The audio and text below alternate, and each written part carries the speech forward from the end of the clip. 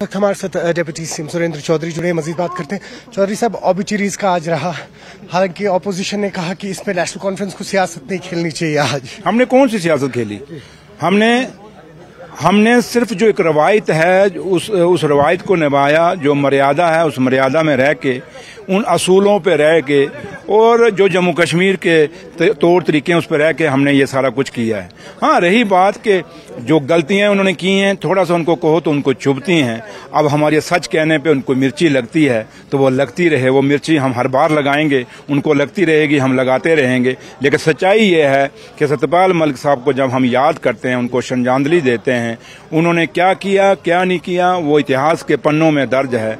जम्मू कश्मीर ने क्या खोया क्या पाया उनके दौर में, वो भी इतिहास के पन्नों में है। लेकिन सच्चाई ये है कि उन्होंने जो फैसले लिए वो बीजेपी को सूट करते थे, वो जम्मू कश्मीर के लोगों को सूट नहीं करते थे।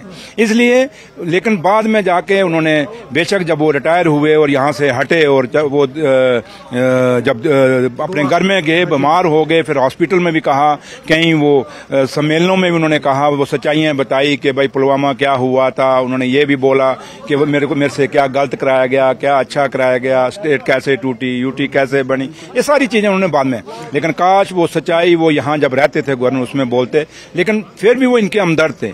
हमने फिर भी उनके लिए हमारे दिल में रिस्पेक्ट है, इज्जत है, क्योंकि वो दुनिया छोड़ के चले गए हैं। जब इंसान, हिंदुस्तान की रवायत है, जब वो दुनिया छोड़ के चला जाए उसके लिए अच्छा ही बोलना चाहिए। लेकिन मैं इतना जरूर कहूंगा, जब बीजेपी हमें मर्यादा सिखाती है, हमें कानून सिखाती है, तो एक मर्यादा ये भी है कि वो आदमी जो देश के अलग अलग रियासतों में गवर्नर रहा हो, दोनों हाउसों में मेंबर पार्लियामेंट रहा हो, एमएलए रहा हो, कॉन्स्टिट्यूशनल पोस्ट पे रहा हो, क्या एक तिरंगा उसके लिए नहीं था? क्या वो तिरंगा उस पर देना चाहिए था या नहीं देना चाहिए?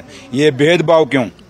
इसीलिए कि जो झूठ इसने जम्मू कश्मीर में रह के किया बेचारे ने, उसकी वो पश्चाताप कर रहा था कि आखिरी टाइम में मैं पश्चाताप करूं और मैं लोगों को सच बता के जाऊं। और सत्यपाल मलिक साहब ने सच्चाई जब बताई तो वो तिरंगे से भी महफूज हो गया। ये दुख हमें जरूर है। जरूर ये नहीं कि मैं जिस कौम से हूं उसी कौम से वो था, नहीं, वो एक किसान का बेटा था, एक आम घर परिवार से आया था और उस परिवार से लेकर वहां यहाँ तक पहुंचा था। और लास्ट में जब उसका अंत हुआ, वो मरा उसी गरीबी में, उसी एक कमरे में। और जिस इंसान ने जिंदगी में कुछ ना कमाया हो, सिर्फ उसने ओहदे देखे हो, कॉन्स्टिट्यूशन पोस्ट दी हैं, तो मेरे ख्याल ये मेरा तिरंगा जो लाखों कुर्बानियों के बाद हमें मिला है, ये तिरंगे का हकदार वो भी था। ये दुख हमें जरूर है। तो इसलिए हम जो सच्चाई कहते हैं, तो बीजेपी को मर्ची लगती है तो लगती रहे, हमें कुछ लेना देना नहीं। बस आखिरी सवाल, कांग्रेस और नेशनल कॉन्फ्रेंस में सब ठीक है? हालांकि हमने देखा कल आप लोगों की भी मीटिंग चल रही थी, साथ ही साथ कांग्रेस आप सिर्फ नजर अपनी ठीक रखना, नजर मत लगाना, और अगर आपने लगाने के बता देना, हम काला टीका लगा के आ जाएंगे। सच्चाई ये है कि सत्यपाल मलिक साहब को जब हम याद करते हैं, उनको श्रद्धांजलि देते हैं, उन्होंने क्या किया क्या नहीं किया वो इतिहास के पन्नों में दर्ज है। जम्मू कश्मीर ने क्या खोया क्या पाया उनके दौर में, वो भी इतिहास के पन्नों में है। लेकिन सच्चाई ये है कि उन्होंने जो फैसले लिए वो बीजेपी को सूट करते थे, वो जम्मू कश्मीर के लोगों को सूट नहीं करते थे।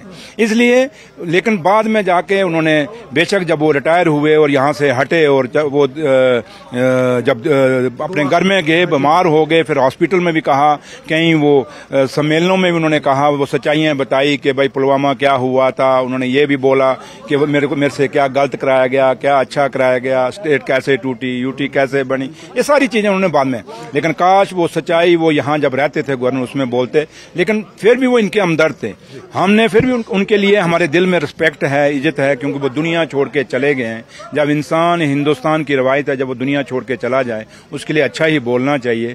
लेकिन मैं इतना जरूर कहूंगा, जब बीजेपी हमें मर्यादा सिखाती है, हमें कानून सिखाती है, तो एक मर्यादा ये भी है कि वो आदमी जो देश के अलग अलग रियासतों में गवर्नर रहा हो, दोनों हाउसों में मेंबर पार्लियामेंट रहा हो, एमएलए रहा हो, कॉन्स्टिट्यूशनल पोस्ट पे रहा हो, क्या एक तिरंगा उसके लिए नहीं था? क्या वो तिरंगा उस पर देना चाहिए था या नहीं देना चाहिए?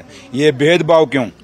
इसीलिए कि जो झूठ इसने जम्मू कश्मीर में रह के किया बेचारे ने, उसकी वो पश्चाताप कर रहा था कि आखिरी टाइम में मैं पश्चाताप करूं और मैं लोगों को सच बता के जाऊं। और सत्यपाल मलिक साहब ने सच्चाई जब बताई तो वो तिरंगे से भी महफूज हो गया। ये दुख हमें जरूर है। जरूर ये नहीं कि मैं जिस कौम से हूं उसी कौम से वो था, नहीं, वो एक किसान का बेटा था, एक आम घर परिवार से आया था और उस परिवार से लेकर वहां यहाँ तक पहुंचा था। और लास्ट में जब उसका अंत हुआ, वो मरा उसी गरीबी में, उसी एक कमरे में।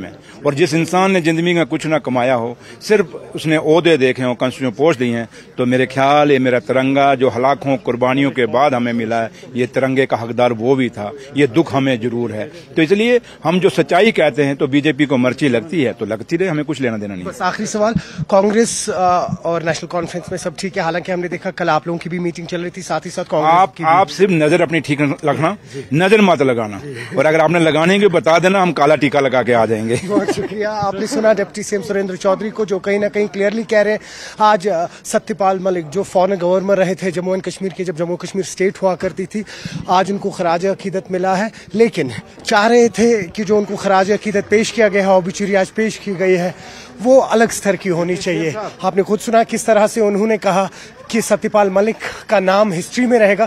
फिर हिस्ट्री उन्हें कैसे याद करती है, वो जम्मू कश्मीर के लोग हैं, उन पर डिपेंड करता है, इस देश के लोग हैं, उन पर डिपेंड करता है। और जब उनको नेशनल कॉन्फ्रेंस और कांग्रेस की अलायंस के बारे में पूछा, तो उन्होंने कहा कि नजर मत लगाइए, सब ठीक है। न्यूज़ 18 के लिए अयूब खान के साथ श्रीनगर से मैं सरोज कफील।